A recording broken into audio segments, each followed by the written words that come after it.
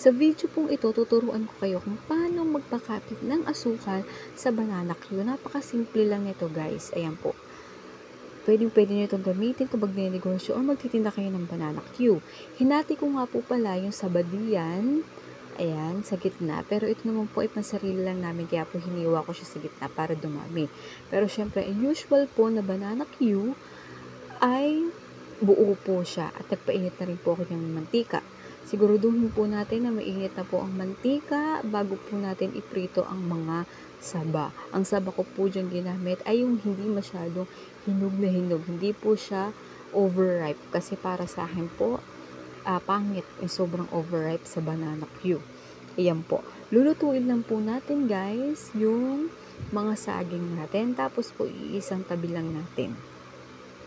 Pag po ganyan na, medyo brown na siya, pwede na siyang hanguin. Siguro na yun, patiktik lang po natin siya. Ayan, ganyan. Napakasimple lang po nito. Ito po pala yung stick na ginagamit ko sa aking banana Q. Kung medyo maliit lang po yung saging, ay pwede po yan. No, napakatibay po niyan, hindi po mahimulmol o hindi po maaligasgas. Maganda pong klaseng stick yan. At bago po tayo matapos sa video na ito, ay pakisubscribe nyo naman po ako at pakihit nyo rin po yung notification bell dyan para updated po kayo sa mga bago kong video. At pagkatapos po, ayan, kumuha lang po tayo ng asukal.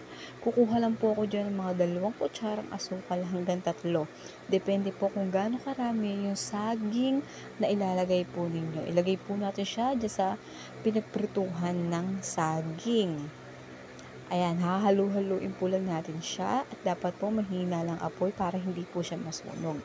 Iaarnibal po muna natin siya para hindi po siya buo-buo pag po nasa saging na. Diba parang ang pangit naman kung medyo buo yung nasa saging. Kaya po iaarnibal po natin siya. Ayan, parang ikakaramelize po natin siya.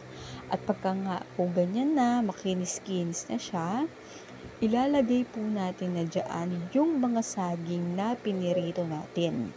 Pakakapitin lang natin sila sa lahat po ng saging. Ayan po.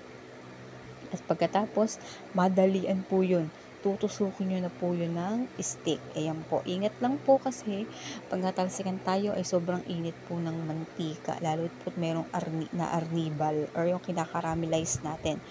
Ayan po. Pakakapitin lang natin siyang ganyan guys. Ayan. Ganun lang po kasimple yun guys. Kaya po kung gusto niyo magnegosyo ng banana Q or turon, pwede rin po yung ganyan. Ayan po. Napakasimple lang. Hindi po buo-buo yung asukal niya. Ang ganda po ng pagkakalagay. At syempre po, wag po natin kalimutan lagi mag-costing kung tayo po ay magnenegosyo ng banana Q dahil ang mahal na po ng mantika, asukal at saging ngayon. Ayan, ganyan siya guys, oh. Ang ganda niyan. Tapos, pag po ganyan, diretso tusok na po natin siya sa stick kasi magdidikit-dikit po yan. Kailangan itusok na po natin siya agad. Ayan. At sana po, subscribe nyo po ako, guys. At maraming salamat po sa panonood at happy selling po sa ating lahat.